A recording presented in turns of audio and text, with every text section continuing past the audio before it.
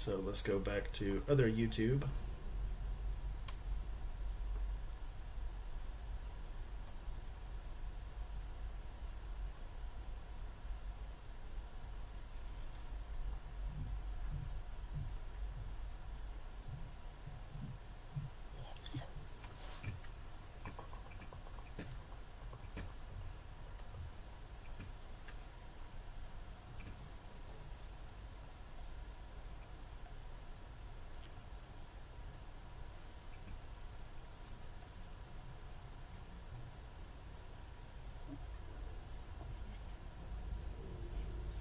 Aaron, can you hear me now? I think. Do not know why it's not.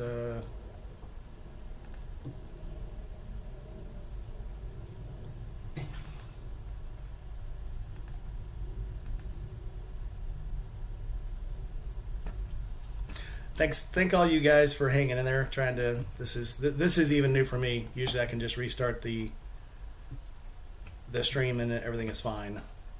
So let me reset my docs.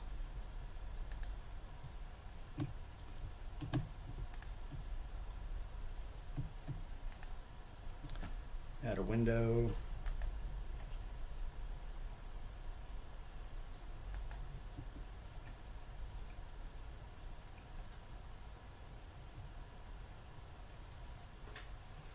Sorry, Parker. You're fine.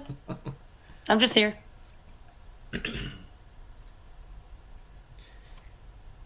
Yep. Everybody, obviously we have audio and no video. I'm not sure what the heck is going on here.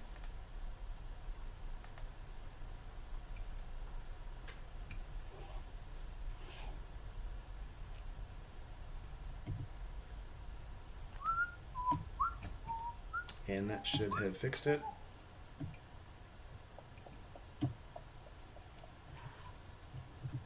I'm giving up on that. Yeah.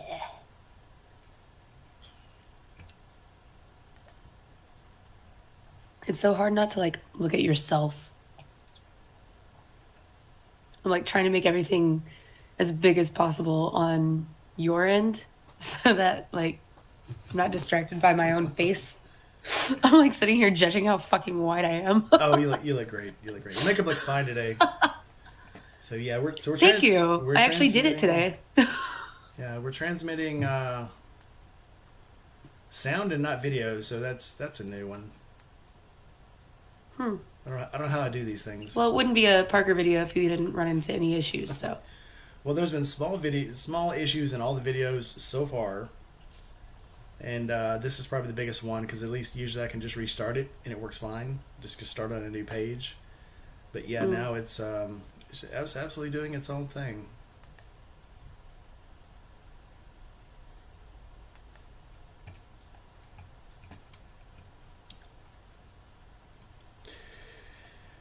Well, let's try this again. I'm going to close the whole thing out, start it over. Sorry, Parker.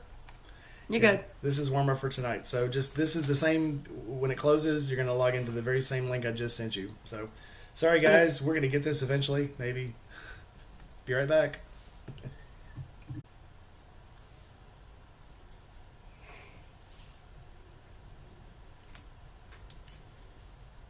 All right. We should be broadcasting now. There we are. All right.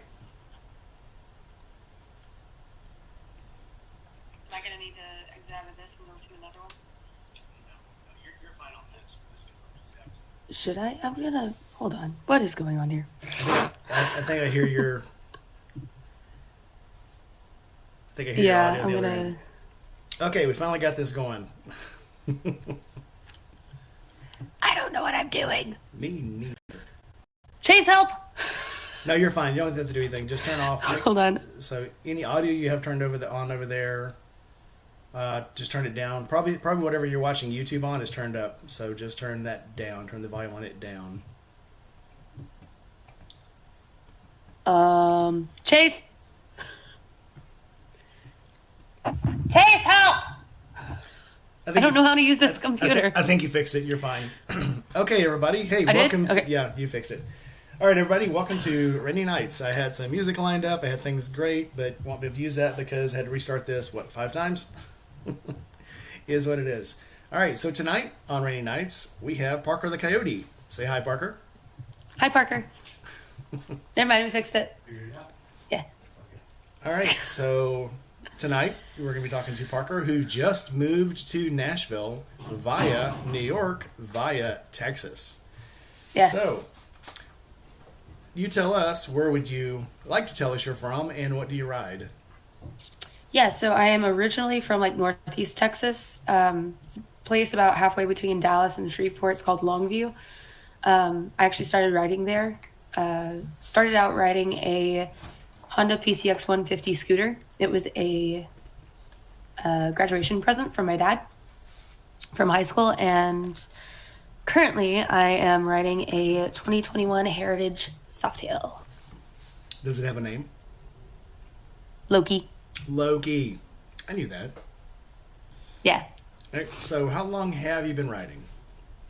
So the PCX 150 was my first bike, and I got that in 2013. So 10 years in May.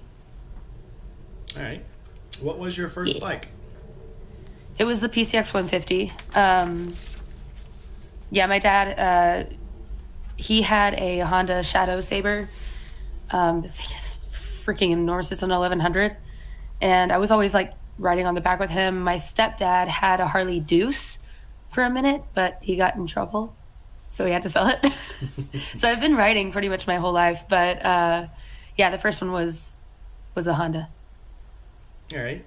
So tell us why you have such a military appearance about you.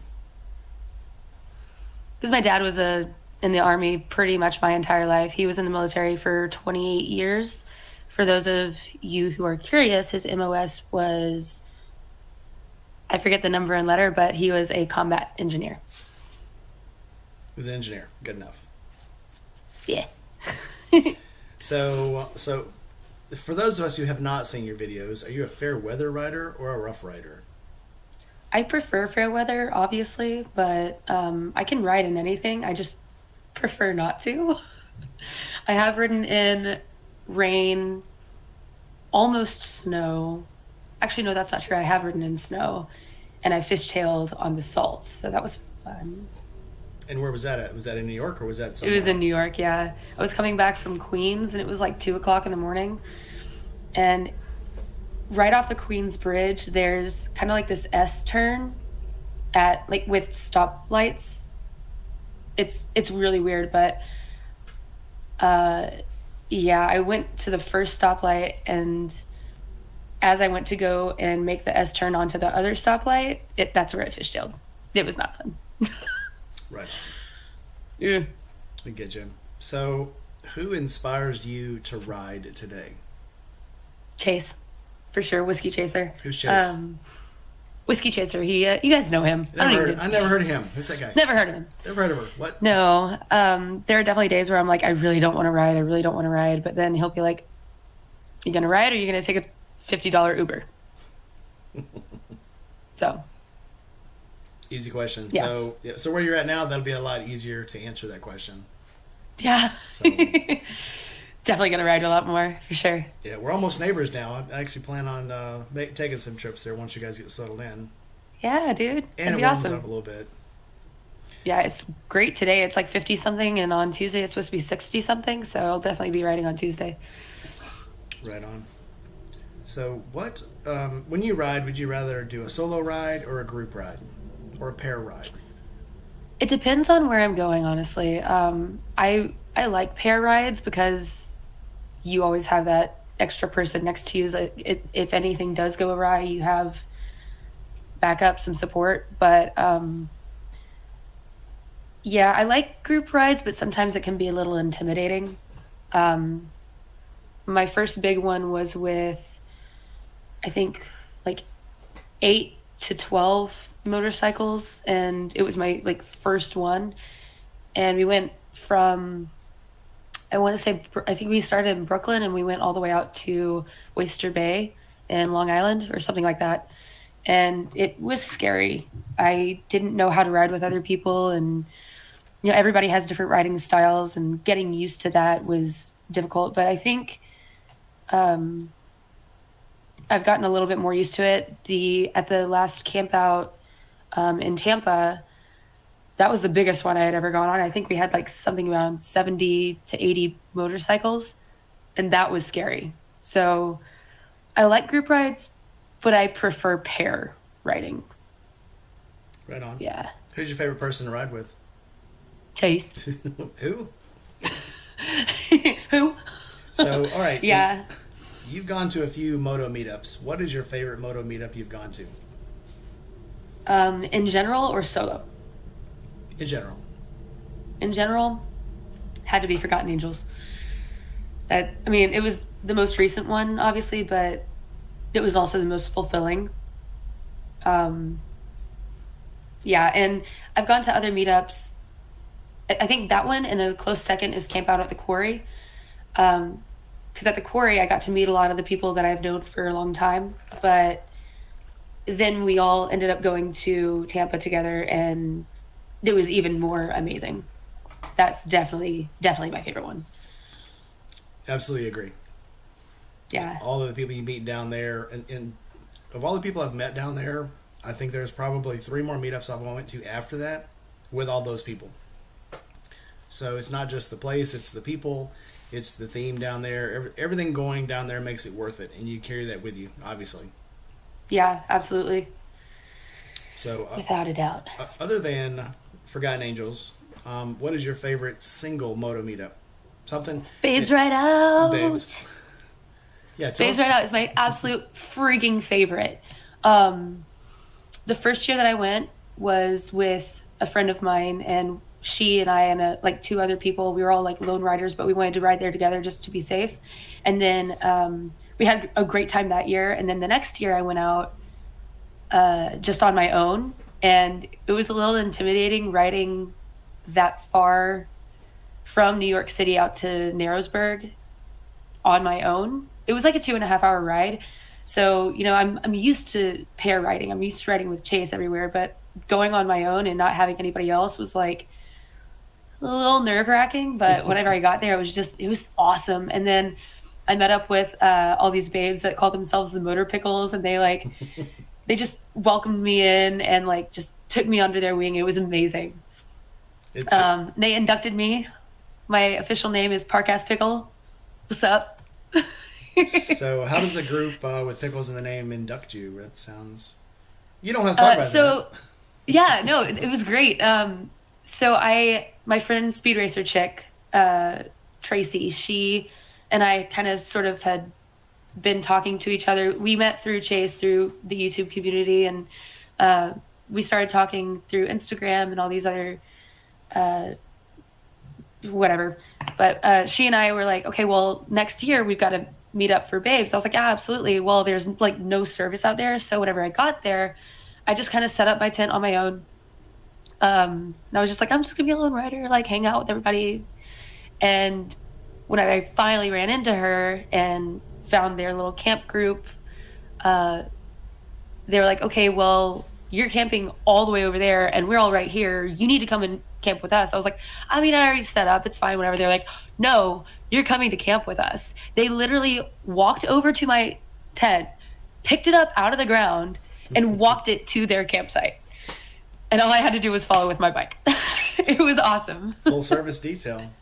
Yeah, it really was. And they just, it's a whole bunch of chicks that are just completely different personality wise, but we all had like this similar interest in motorcycles and camping and just all around debauchery, and it was amazing. I found my people. Debauchery, what's that? We won't talk about that here. Quick shout out to all the guys that are out in the crowd there. And looking through this, all these people are here. This is all the Forgotten Angel crowd. Oh, no kidding. Hey, guys. Yep, so Billy Bleak Rides is here. Aaron's here, Nothing at Random. Hatter JBK. Some dude named Chase, I don't know. All right. Casey's here. Yep, and Dana Pillion Style, my Pillion Rider's here. So last night, Buck Brown was here, and I was like, who is that? That name really sounds familiar, but I don't know who it is. I didn't want to make an ass of myself. He just bought Shay's bike, so I never got to meet him before. So welcome to the debauchery, Pickles, and I hope to see you at the next camp out because it's a lot of fun. Yeah, a lot of the motor pickle chicks are actually in Florida, so I've been trying to get them to come and see us in March. Oh, I work on people all the time. And come I see somebody, I go, you've got to go to this camp out. You've got to go to this camp out. And yesterday I was interviewing a guy that won't be on the channel, but he actually was in foster care his entire life, went to jail, found Jesus in prison, and now wants to get involved in Forgotten Angels now. So that's awesome. This world is so small. It really is. And I think the more you put charities like this in your life, the more people you meet, the more common ground you have with everybody you meet, and it's just freaking awesome. So I'm looking forward to all the. Anytime I meet somebody, I'm like, you got to go to the Forgotten Angels. You got to go to Forgotten Angels. You got to go to one of our meetups. You got to go. You got to go. So, obviously, it's exciting for us because we've been there, and it's almost like going to belonging to the church of the two-wheel debauchery. I'm gonna use that word as much as I can. It's a good word. It's a $10 word, man. So moving on. Yeah, Buck. Yeah, more. Glad to have you here. Make sure you say hi to everybody next time you're there, and maybe bring your daughter. So obviously, for those of you who don't know, he bought Shay's bike for his daughter, and he put a video up, and it was on Shay Tree's channel, a little short. So she was very impressed with it. So hopefully, maybe she'll show up. Buck, I don't know if you live close to there. I think you do. I think you don't live far away. So yeah, take her out for the daytime adventures. Don't leave her there for the nighttime adventures. But yeah, come on out. Show her what it's like. I think you'll like it. So back to our questions, our inquisition. So what's the stupidest thing you've ever done on a motorcycle? Okay. Going back to the PCX 150, I had to think about this one really hard because I'm not super adventurous with motorcycles. Like I'm pretty reserved with my riding. I'm very timid. But going back to the PCX 150, I rode that thing from New York City to Boston and back. That was the dumbest thing I've ever done. Or is it the coolest thing you've ever done? Who does that? Well, I'm not saying it wasn't cool. I'm just saying it was stupid. I'm sure there are other stupid things that I've done on bikes, but that's like the one that stands out to me. I think coolness is on a level of coolness is measured by the people who are watching you do it, not how you feel in your head at the time. You can think it's the coolest thing in the world, and people on the outside might not. But yeah, people on the outside, when they say, "Yeah, you rode a scooter all the way to Boston," that's a thing. That's a thing. How many people can say they've done that? So yeah, kudos to you. I don't know, man. It was that ride was so hard too. I think back on it, and we have photos from the day that we got there. Like we got off the bikes, put everything away, and then we went to this bar, and both of us were just like, dead, so dead. But now thinking back on it, I'm like, man, I could do that ride on my Heritage, no problem. It was like 4 hours, but we ended up stretching it out, I think, to like 5.5, just because that thing only goes up to like 60, 65, 70 with the wind at your back going downhill. So it was like, but it gets great gas mileage. It did, man. I would get like 100 miles to a gallon. So in the same thread, what is the scariest moment you've ever had on a bike? Ooh. Well, anytime I go down, that one's scary. I want to say getting trapped under my bike was pretty scary with a car coming right towards me. That was fun. It was right after I got the Heritage. I was backing it into the parking space, but there was glass on the ground. Yay, New York. And I slipped on the glass, like my foot came out from underneath me, and then it got trapped underneath the bike whenever I went down. Chase, fortunately, was parking at the same time, and I was just like, I'll let him get off the bike, and then as soon as he gets off, I'm like, hey Chase, help. I can't get out.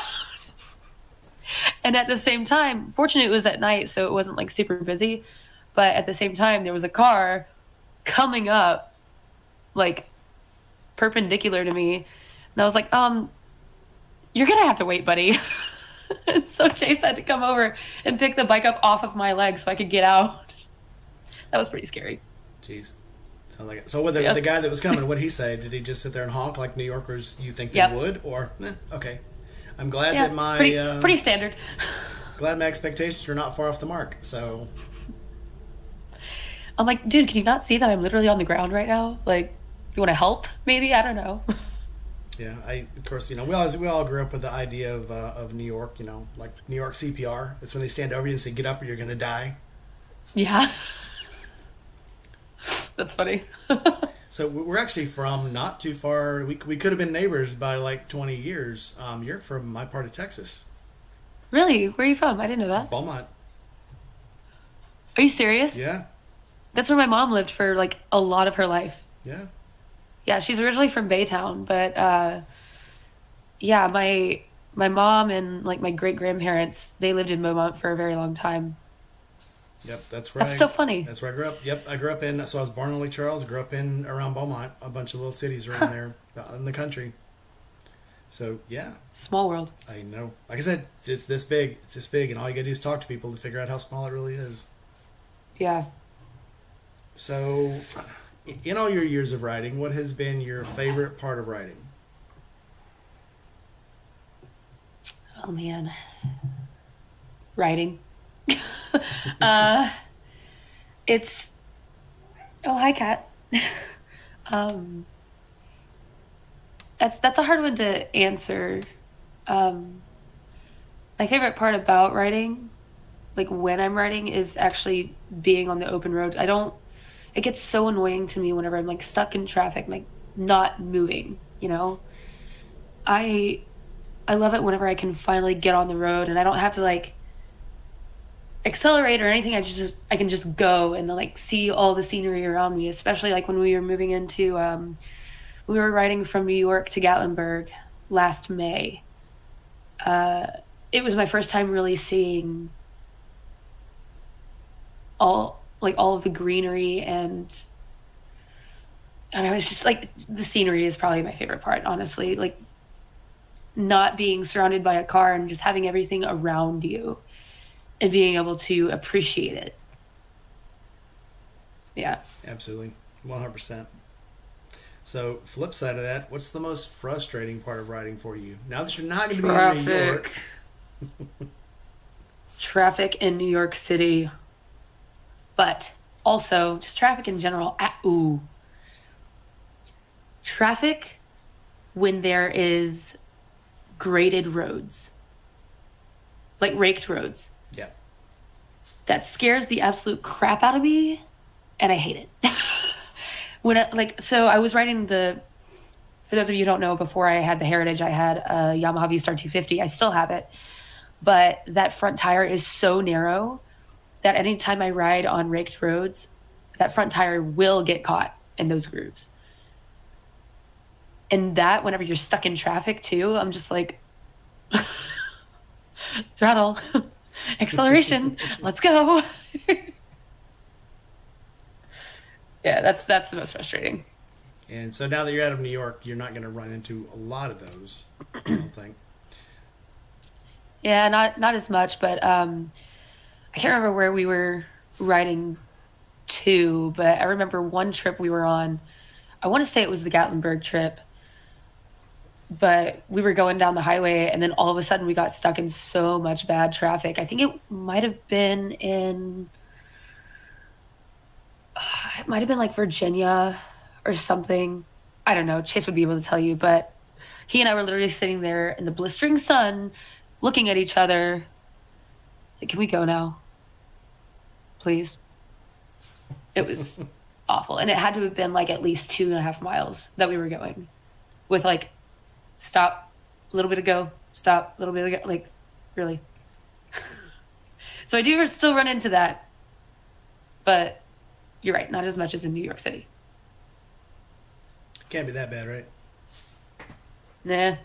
It's part of writing. It is part of writing.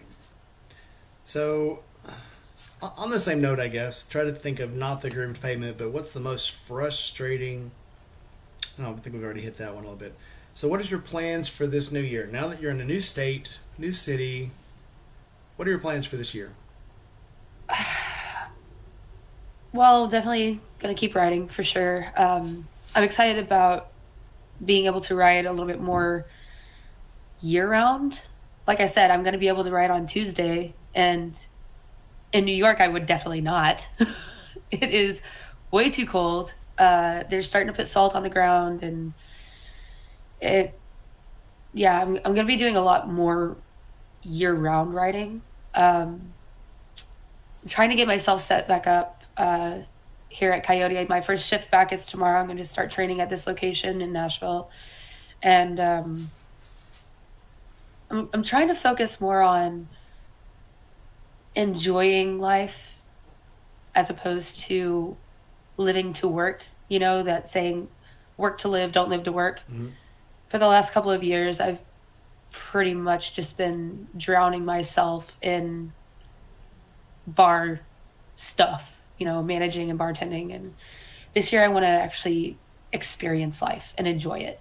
So going to be doing a lot more camp outs, hopefully not break my ankle. That'd be great. And that was Beth's fault. So yeah, I've got a couple of it was not totally Beth's it was fault. Definitely not Beth's fault.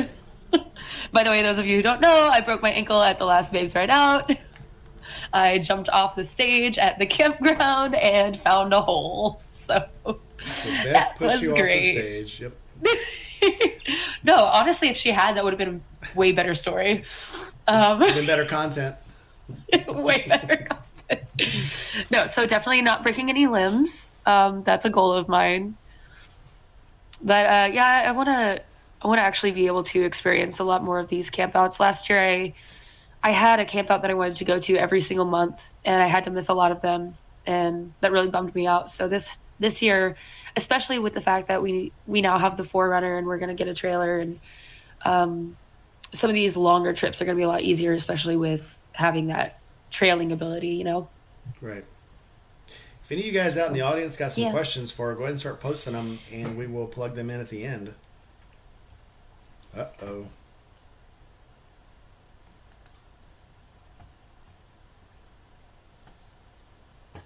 Well.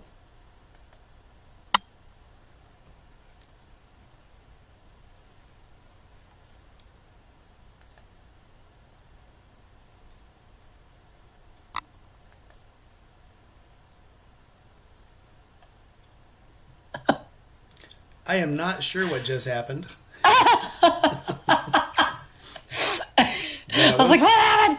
That was strange. Everybody stand by. We're rolling. Alrighty, I told you it wouldn't be a Parker video if things didn't go wrong. I think for the so I've got another interview at 6 o'clock today with Smokey DeVan. I might go to the laptop for that one. Okay. This van is being very finicky lately. Anyway, if any of you guys got questions, plug them in, and we'll put them in at the very end here. I don't have the question. I don't have the chat pulled up, so you're gonna have to tell me what they are. Yeah, I will totally. So, oh yeah, live video. Chase, some guy you know, says, "Yep, the joys of live video. That's what happens." Yeah. So Buck says he's up in right across the Georgia state line. So hey, Buck, if you're close to, I can't remember the name of this place that we stop at in Georgia, Tifton. So both times I went down to Forgotten Angels, we stopped at the La Quinta in Tipton. The first time it was just us, and we actually bumped into a couple people on the way down. The last time we went, we bumped into two people that we actually planned to meet at Tifton, and we stayed there overnight and then rode in the next day, all four of us. So if you're not far from Tifton, that's usually where we make our stop to do the ride in the next day, and I'd love to meet you there. So this year it might be a little more people. So we've got a big group coming down from Ohio, from Tennessee, up in Kentucky. So we may all meet in Tifton, get a drink on, go to the Olive Garden, and get a fresh start the next day and roll into Forgotten Angels. I'm all about that. Yeah, I'm down. Let's go. Yes, Aaron, I want you to ask a question. Jeez, I think Aaron's already drunk. God. Not surprised. So on to, yeah, he's hard to control. His mom doesn't keep him on a short leash. If you could go anywhere on a motorcycle today, where would it be? Canada. Canada. What part? Niagara Falls. I think that would be really cool. I actually have a lot of friends up in Canada that I've met through Coyote Ugly, and some of them actually do ride out there. This one couple that I met not too long ago, he and I had a whole ass conversation. They stayed for hours about like motorcycles and bars out there and everything. I want to say they're actually in Montreal. So I might at some point go and ride out, say hi to them. Right on. Yeah. Right on. I want to go to Canada, Really? but I want to go up to like the mountainous part. Ooh, yeah. See, I don't know exactly how I feel about like riding on super windy mountain roads. I'm not, like I said, I'm a timid rider, and I'm not super keen on the idea of falling off a cliff. Me neither, sister. Because I've done. I'm sure you've heard about if Chase told you about going to Eureka Springs. Oh yeah. There's 4 roads to get there, and there are increasing levels of difficulty to get there. The one we chose to go on, me and the Pillion, was what they call on the Tea Kettle Valley, and there are 4 10-mile-an-hour curves that don't have guardrails. And so when you go around those, you're looking straight down the side of the mountain. You know, and one of the drops like 800 feet. The other one that actually has a guardrail is like 1,500 feet. But you're on the guardrail. But the other 3 don't have a guardrail at all. So when I Don't got sign me there, up for that. No. The way you want to go is through Walnut Ridge. You want to go through Jonesboro, Walnut Ridge, through the north there. You do not want to go through Ozark to get up there at all. I'll know that next time. Good to know. Next time I'll take the extra 30 minutes and go the other way, because it actually, I think, slowed us down going the way that I thought would be faster. So yes, I do not like leaning over the side of a mountain, especially when it's about 50 degrees and your hands are a little numb and your feet don't feel right and you got to put your feet down and you can't feel them. Ignore it totally. But yeah, actual mountain riding is great, especially if it's a wide road. Narrow roads that, you know, the shoulder is crumbling off the side of the cliff, I don't like it. See, that's another thing that I kind of want to think about too is which bike would I take? Do I take the one that has very low power, the V-Star 250, or do I take the one that has a lot of power but it's really heavy, and if I drop it on a very windy road, I don't know. But at the same time, especially with like those hills and everything with the V-Star, it doesn't have enough power to like get up major hills. So I don't know. I went through the Catskills at my first what is it, Catskills? I don't know. Hawk's Nest in Narrowsburg at Babes Ride Out. I did that on my 250, and it just was winding the entire time because those hills are just so steep. So the second time I went on the Heritage, and that was a lot easier, a lot more fun. Yeah.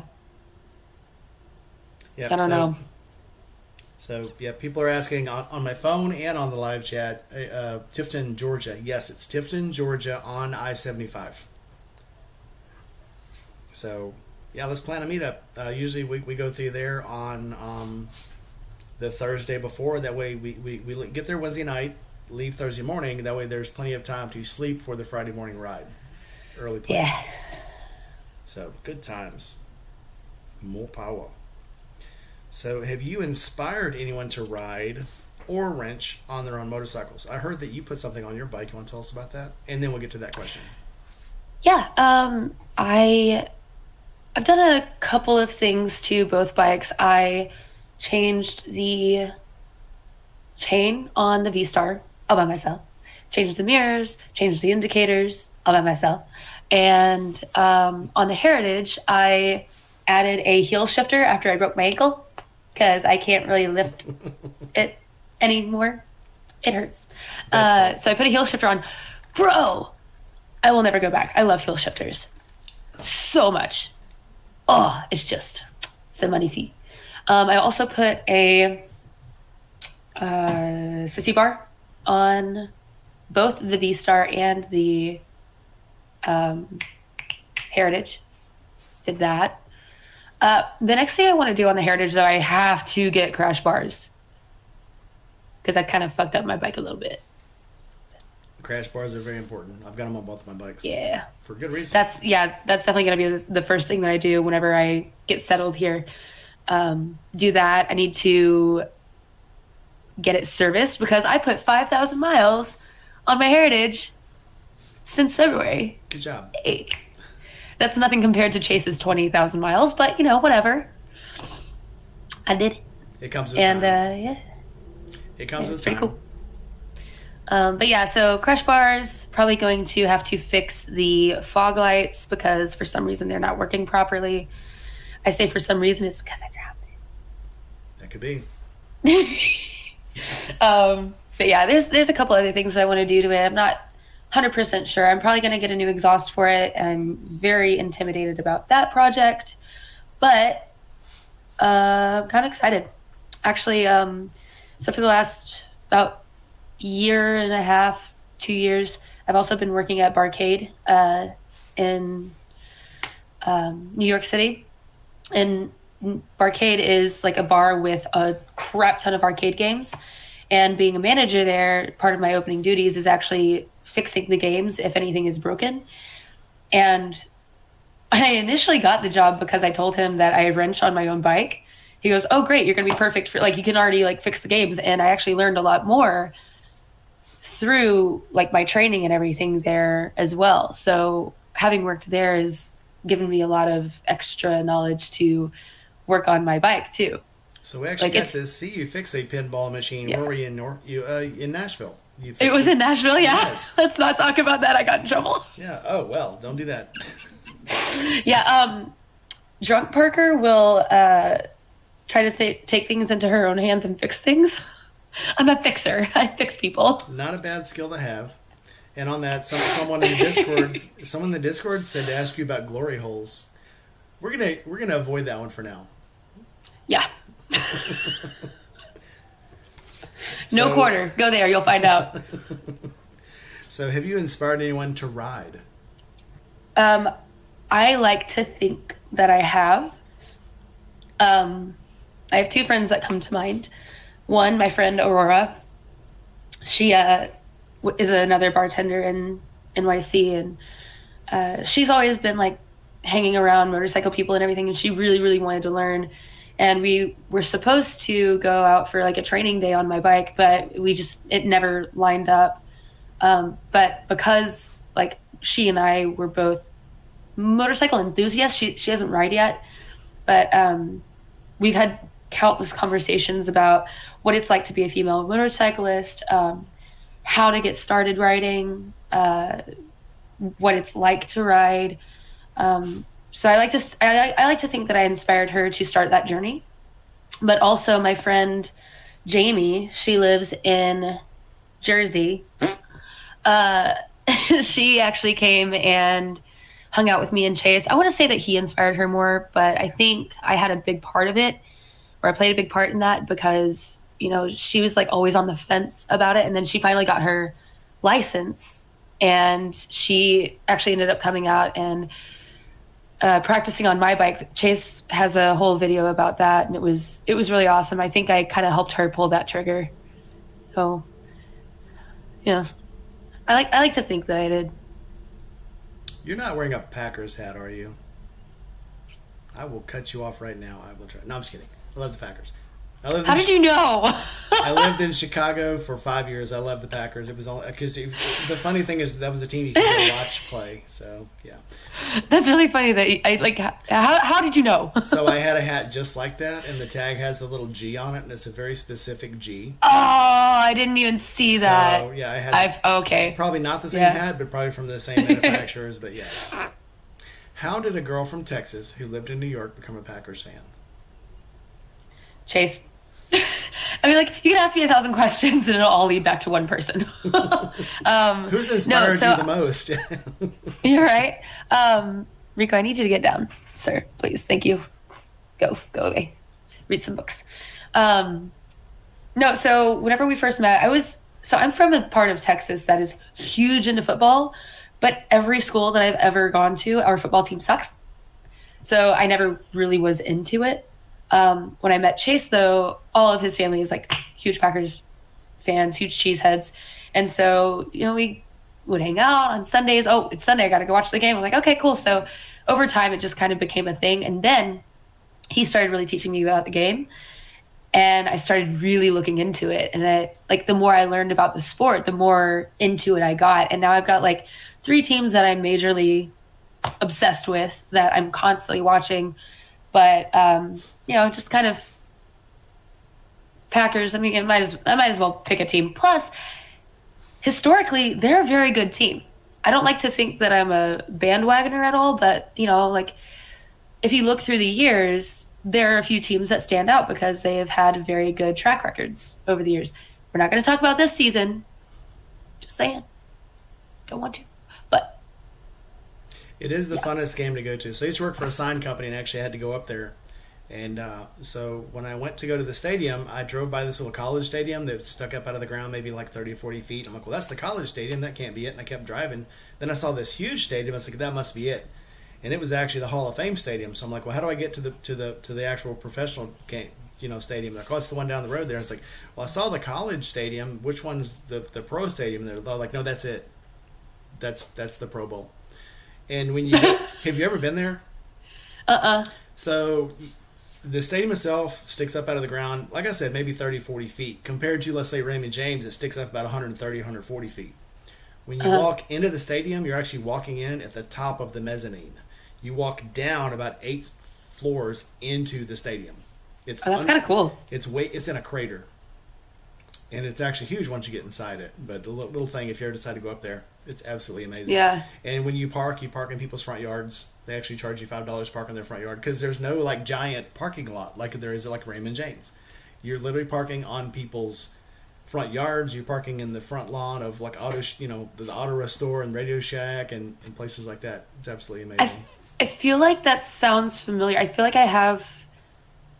I don't think it was definitely not that stadium, but there has been a stadium where it's been like that before.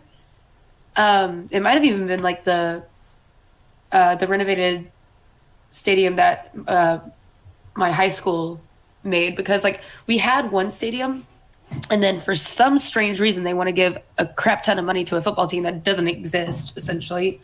I mean, they have the worst track record, but they rebuilt a brand new stadium and like half the parking was off to the side, like in the woods. It was really weird. I'm like, you spend so much money on this amazing stadium and then you can't like make parking? Are you dumb? Are you on crack? Lack of planning. Is that what you're smoking? Lack of planning. Yeah, right. I'm going to recycle a word that I first heard from you that I didn't know what it was. But what are you FOMO about right now?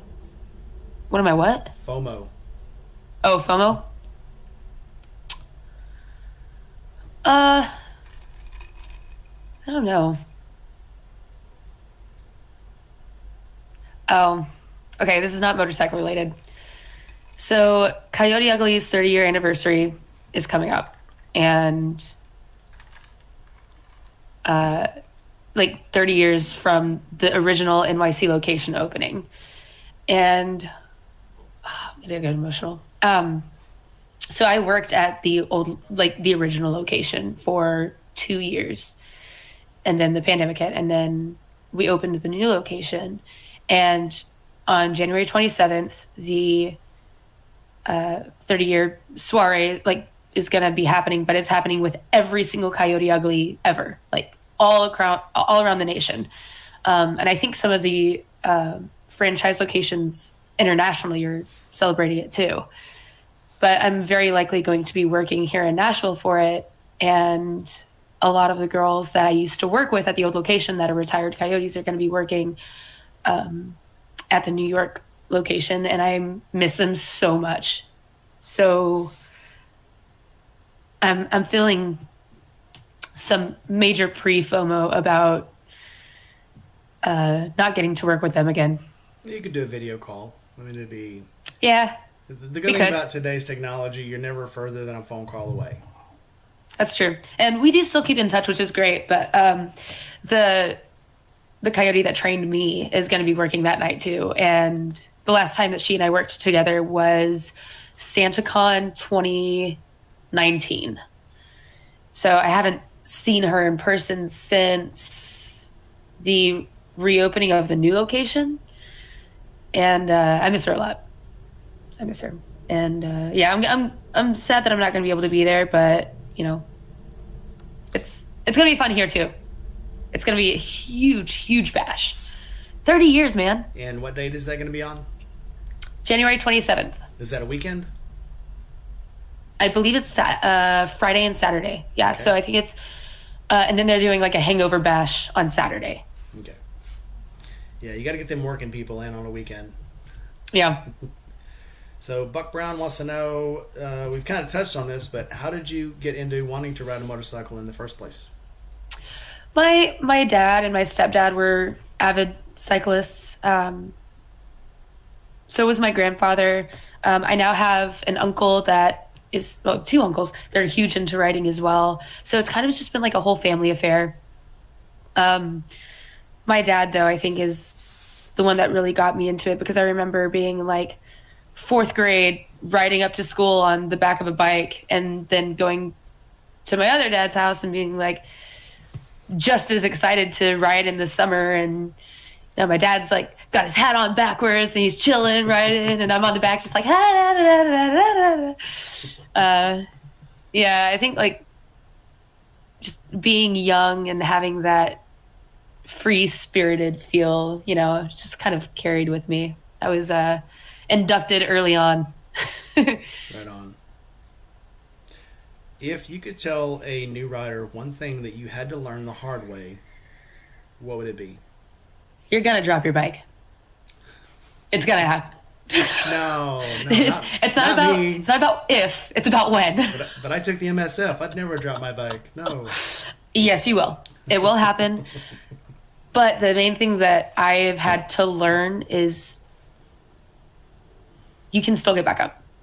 You can still keep going. It's like, yeah, it sucks. You might get hurt. I mean, the first time I ever dropped my bike was whenever I was going 20 miles per hour on a right-hand turn, and I still have the scar on my arm from it. So, yeah. Yes. You will drop your bike. It will happen, but you can always keep going. So Aaron wants to know, what is your idea of a perfect ride? Fair weather. Sunny, but not too hot. Open spaces. Greenery surrounding me. My trip from DC, when we got off the auto train down to Tampa. Or no, sorry, hold on. My trip from Orlando over to Tampa. That was perfect. It was absolutely amazing. It was sunny, clear skies, just a few like clouds, enough to cover the sun every once in a while. Huge trees on the sides of the road, smooth pavement. Ah, man. Yeah. So there's a lot of famous roads around here when you guys get down here. One, I got to take you guys to the meadery. So about an hour and a half south of here, there's a meadery. And they have the charcuterie platters. They have a tasting platter. And then they have mead sampling platters. Oh, you are speaking my language, my friend. When you guys get here, we're going to ride down to, and it's in Tupelo, so we're going to ride down to Tupelo. Then we're going to cut across Mississippi over to 55 and then take it up. And there's a trail, I'm not even going to talk to you about it yet. It's going to take a whole day to do this. But there's a trail here that runs from 78 to 55 that is America famous. We'll talk about it later. But it's basically, okay. It's a 2-lane road that trucks can't get on, and you can ride it all the way across Mississippi. And it's all back roads, nice. Back roads and backwoods. So I think I know what you're talking about. So yeah, Country Coder's done a couple of videos on it. Windrow Therapy has been on it a couple times. So we're gonna have some good rides when you guys get here. We're gonna have a blast, and we're gonna go to the Jack Daniel's distillery. I have so many plans for you guys. That's cool. Yeah, we tried to go to the. We went to the Jack Daniel's like gift shop that's in Nashville, but the distillery is definitely something that was on our list of things to do. We just never got around to it, so that sounds really fun. That ride's amazing too. We stayed in Franklin and then drove down to Lynchburg, and that road going down there, that ride's awesome. Absolutely yeah, awesome. See, that sounds great. The tasting is pretty good too. So yeah. And they have a cool gift shop. So last question. Okay. Tell us something about you that no one else who does not live in your house knows about you. I heard a rumor. Uh-oh.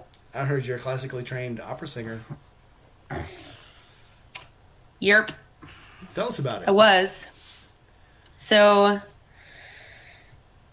I wasn't always going to be in the bar industry. A huge part of my life from whenever I was born, was singing.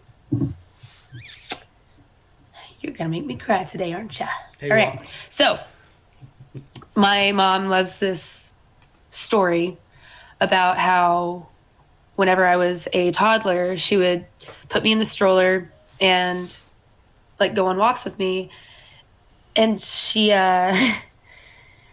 I would be singing something at the top of my lungs, screaming so that everybody in the place could hear me, but I didn't know how to form words yet. So I was singing before I could learn to speak. And she finally went to my daycare. She goes, "What is this song that she is singing?" They're like, "Oh, that's the song that we've been teaching all the kids." She's like, "Well, she's not saying words." They're like, "She obviously wants to sing." Like, so I've been singing before I could speak. And when I was 9 years old, I was always singing. Like, it was how I expressed myself. It was everything to me. And okay, when I was 9 years old, my mom surprised me at dinner with voice lessons. She said, "Yeah, you start on Tuesday," or whatever day it was.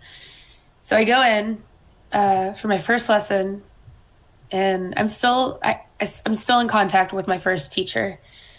And the song that I sang for her was "My Heart Will Go On." And I remember her looking at my mom, crying. I was like, "Oh shit, I fucked up. What did I do? Was I bad? Was it bad?"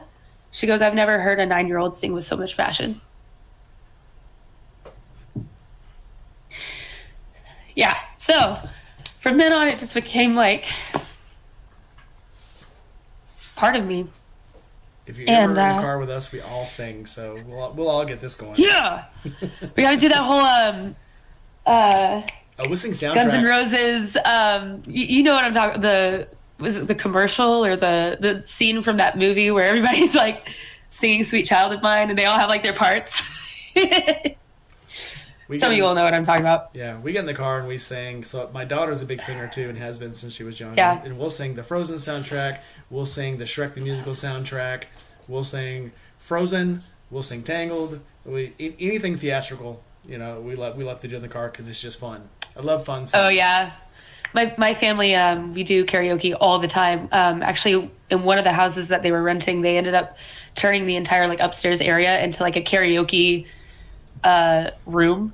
So we had like the big TV set up, and then my dad had like electric drums set up, and my mom had like her guitars, and it was crazy. Like, it was awesome. So yeah, I had my like keyboard and everything.